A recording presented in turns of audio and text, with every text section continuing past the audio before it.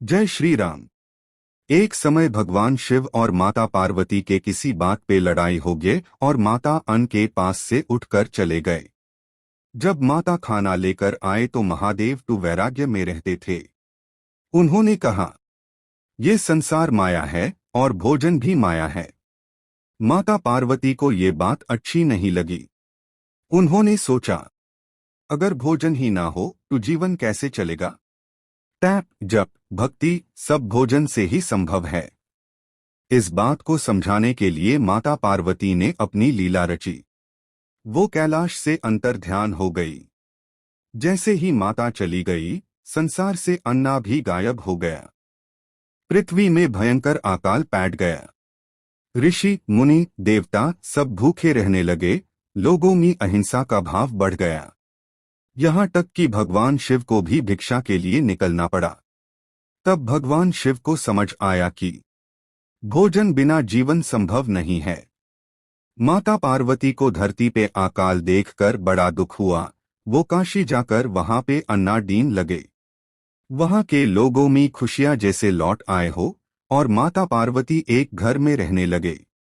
जहां तक माता के नजर जाते वहां तक सबको खाना मिलता।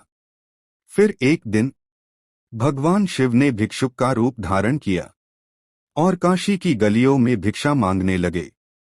उसी समय माता पार्वती माता अन्नपूर्णा के रूप में प्रकट हुई। उनके हाथ में अन्ना से भरा कलश और करोची चम्मच था। माता ने भगवान शिव को खाना दिया और कहा, ये ऐन ही ब्रह्मा है, इसी से संसार चलता है। भगवान शिव ने माता के चरणों में नतमस्तक होकर माना और तब से माता पार्वती अन्नपूर्णा देवी के नाम से पूजी जाने लगी।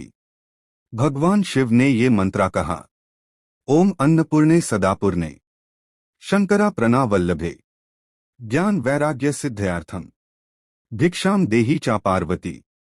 श्लोक का अर्थ, अन्नपूर्णे ओ माता जो अन्नाडीन वाली हो, सदापूर्णे जो हमेशा पूर्ण हो, शंकरा प्रणावल्लभे जो भगवान शिव को प्राणों से भी प्यारी हो, ज्ञान वैराग्य सिद्ध्यर्थम ज्ञान और वैराग्य की प्राप्ति के लिए, भिक्षाम देहि चा पार्वती हे पार्वती माँ मुझे भिक्षा अन्ना दो।